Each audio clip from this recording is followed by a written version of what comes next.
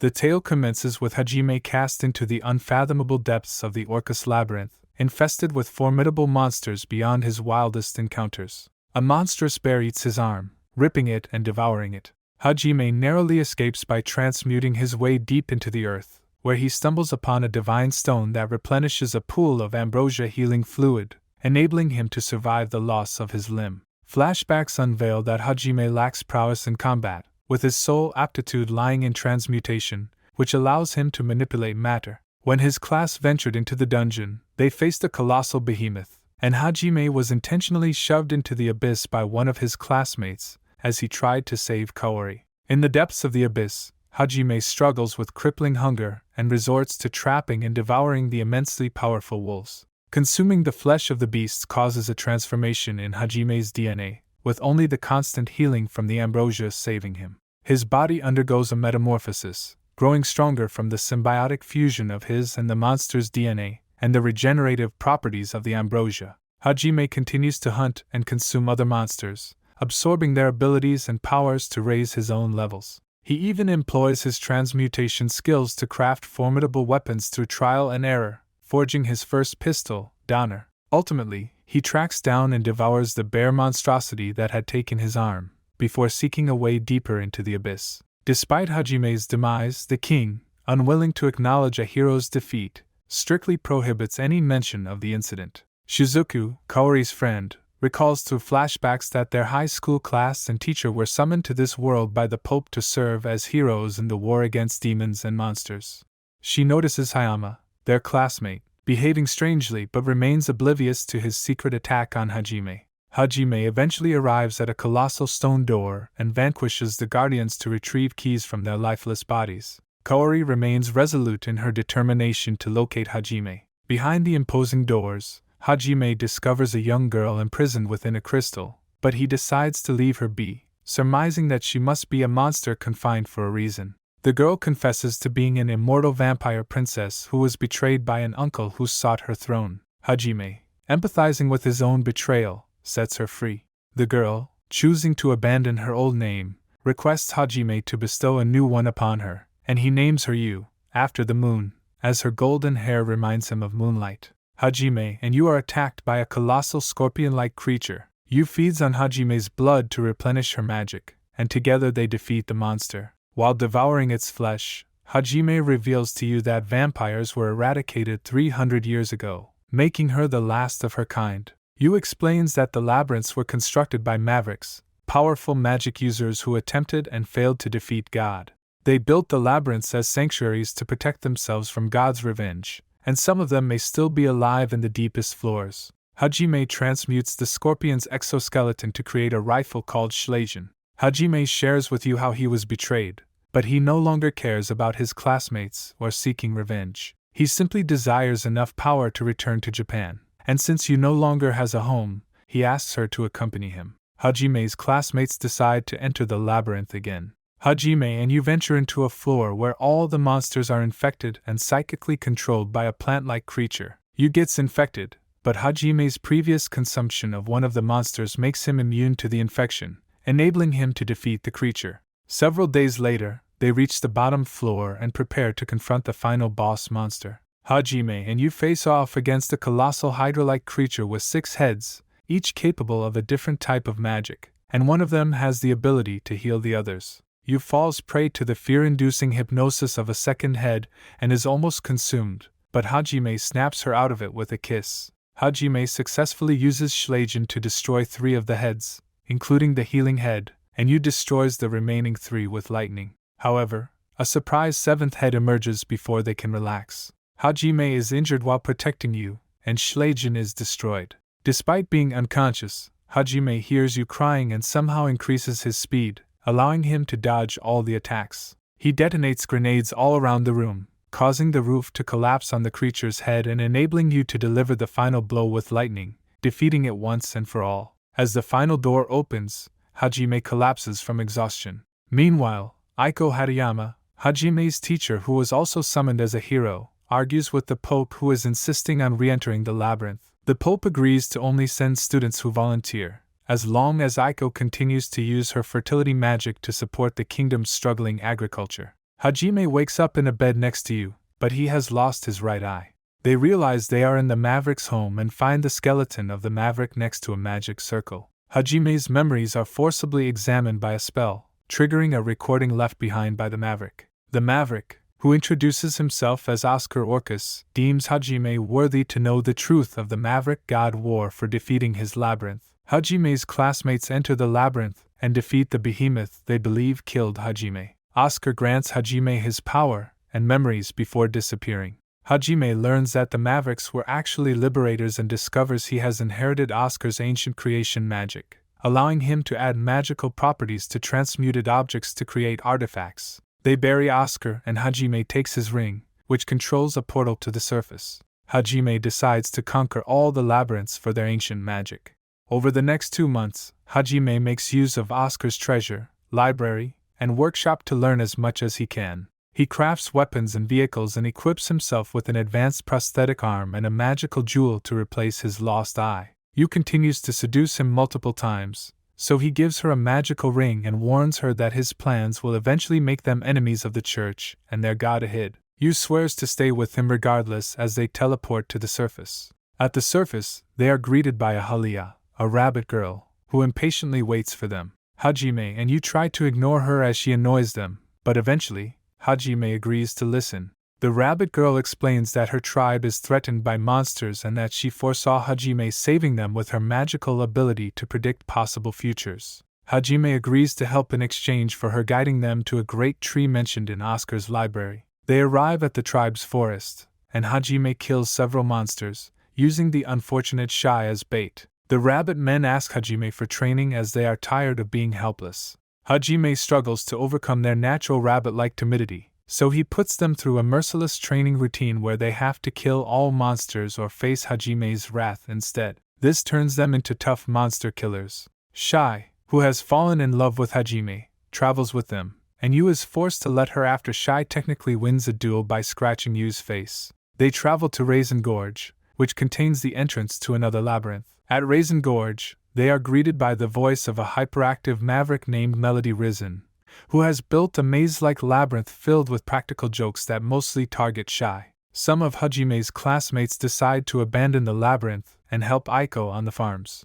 Hajime and the girls manage to make it to the bottom of the labyrinth, where they face Melody herself operating a giant robot as the boss. After a lengthy battle, they succeed in cracking her crystal heart. She expends the last of her energy to wish Hajime luck against 8, although Hajime insists he has no intention of defeating 8. Melody assures him that he will eventually become a god killer. However, upon entering the treasure room, they discover the actual Melody's soul inside a small comical golem, whom Shai punishes for all the pranks. As a reward for completing the labyrinth, she bestows Hajime with her ring and grants Yu her ancient gravity magic. She then ejects them from the labyrinth through a whirlpool, but Shai drowns as she lacks the ability to swim. The Adventurers Guild tasks Hajime with finding missing adventurers, including a nobleman's son. They journey to a nearby farming village, unaware that Aiko and some of their classmates are also visiting the farms, although one of the classmates, Shimizu, has vanished. Hajime attempts to avoid them, but Shai calls him by name, and Aiko confronts him tearfully about where he has been, though he ignores her. They are confronted by an arrogant Templar knight who insults Shai, prompting Hajime to severely injure him. His classmates are shocked and frightened by his newfound merciless personality, though Aiko vows to find a way to bring him back. Later, Hajime visits Aiko alone to disclose the truth about the war against the demons. Centuries ago, some humans discovered that the god Ahid was not on their side, but rather manipulating the war for his own amusement. These humans became the liberators, seeking to free mortals from Ahid's tyranny. Regrettably, Ahid, through the church, branded them as heretics and renamed them Mavericks. The remaining liberators constructed the labyrinths to safeguard their ancient magic until someone capable of defeating Ahid emerged to claim their powers. Before departing, Hajime also reveals to Aiko that one of his classmates attempted to murder him without a doubt. The next day, Aiko and the other students stubbornly insist on assisting them in searching the mountains for adventurers, and Aiko desires to ask more questions about the liberators.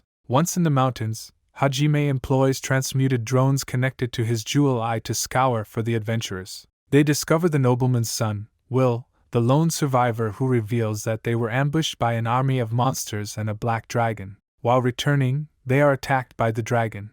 Hajime successfully knocks it out of the sky and endeavors to pierce its armor with his weapon, the pile bunker, which can drive a xanthium stakes through any material. The dragon nearly escapes, but Shai incapacitates it with a drunken blow. Opting not to penetrate the armor, Hajime cruelly plunges the stake into its sole unarmored spot. However, the dragon's agony compels her to reveal that she is a female dragonborn capable of assuming a human form, and she pleads with Hajime to remove the stake in exchange for divulging all she knows. She confesses that she was magically coerced by someone to attack Will and his companions, and in an act of contrition, offers to assist them in stopping that person.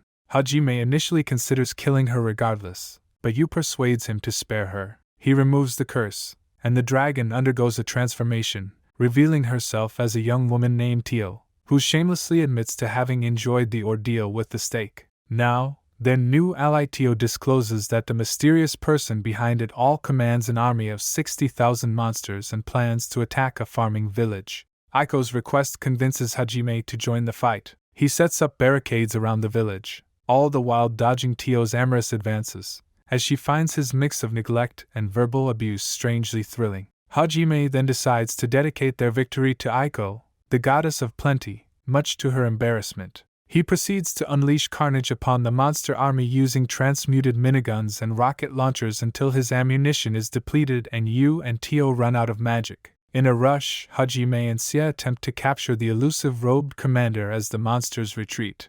Hajime realizes that the commander is none other than the missing Shimizu. Shimizu admits to being disappointed at not being the only summoned hero, especially since he felt inferior to his more powerful classmates, and thus he made a pact with a demon for power in exchange for assassinating Aiko. He manages to scratch Aiko with a poisonous needle, but before he can escape, he is struck down by a monster sniper. Hajime dispatches the spider and heals Aiko with ambrosia through a kiss. As Shimizu lies dying, he pledges loyalty to Hajime, but Hajime sees through the deception in his eyes and ruthlessly executes him, devastating Aiko. As they depart, Yu accurately deduces that the sniper was targeting Aiko, and Hajime chose to kill Shimizu to spare her from self-blame and aid her in recovering psychologically. Subsequently, a group of slavers captures a rare mermaid child named Miu with the intention to sell her. Hajime returns Will to his father and collects his fee, and feeling the need for a break, they explore the city as tourists. At an aquarium, they encounter a sentient talking fish who, as a token of gratitude, passes on a rumor about a captured mermaid child. Deciding this troubles him, Hajime and Sia roam the city until he detects the child in the subterranean sewers and rescues her, infuriating the slavers' leader. Hajime and Sia keep Miu safe but grapple with what to do next. Elsewhere, Yu and Tio discuss the idea of sharing Hajime between them. Hajime determines to hand Miu over to the city guards, despite her pleas to stay with him. After tearfully parting with Miu, the guard house is suddenly attacked, and Miu is abducted once again. Filled with rage, Hajime systematically eliminates known accomplices of the slavers in search of the upcoming auction. He saves many children along the way and eventually locates the auction at a nobleman's mansion. Hajime executes the boss, rescues Miu, and destroys the mansion along with the auction's patrons. Miu, touched by Hajime's actions, starts calling him Papa, which prompts Yu, Sia, and Tio to demand that Hajime father their children. Despite his discomfort, Hajime takes on the role of parenting Miu adeptly. They return to the city where Hajime and the other heroes were summoned. While at the Adventurers Guild, Hajime encounters a frantic Endo, one of his classmates, who warns him that Katlia, the demon, has set a trap in the labyrinth for the rest of the class. The class is overwhelmed by Katlia's summoned monsters, unable to approach her to attempt to defeat her. Hajime initially shows indifference until Endo upsets Miu, which causes Hajime to become reluctant to help at all. One of the students, Suzu, gets injured, causing most of the class to flee. Hayama suggests making contracts with the demon to survive. Koki, the main hero, manages to get close to Katlia, but hesitates when he sees a locket with a picture of her lover, realizing that she has a life beyond the war. While hesitating, he sustains a serious injury. With the encouragement of the girls, Hajime resolves to rescue his class, deducing that only one of them had tried to kill him, indicating the innocence of most of his classmates. Shizuka's sword is shattered, and she and Kaori prepare to face death. However, Hajime arrives just in the nick of time, having created a shortcut to blast through the upper floors and save them. Everyone is astonished to discover that Hajime is still alive. Hajime sees through Katlia's magic and defeats her monsters.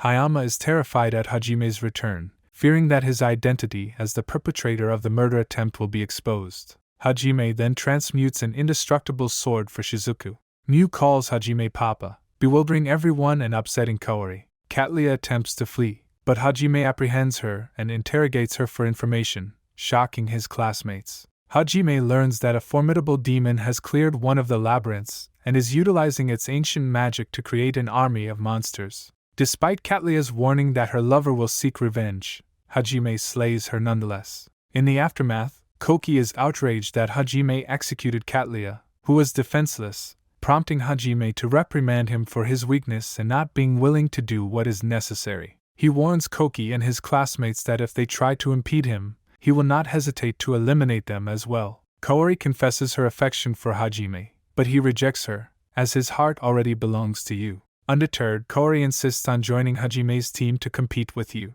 Shizuku tries to return the sword Hajime bestowed upon her, but he insists that she keep it, though it is implied that she may have developed feelings for him. As they depart in Hajime's transmuted SUV, Kaori is infuriated to discover that she must share the back seat with Chie and Tio, while Yu automatically claims the passenger seat next to Hajime. Hajime remains resolute in his determination to return to Japan, no matter who stands in his way, even if it's a deity. Thanks for watching and subscribe for more content like this.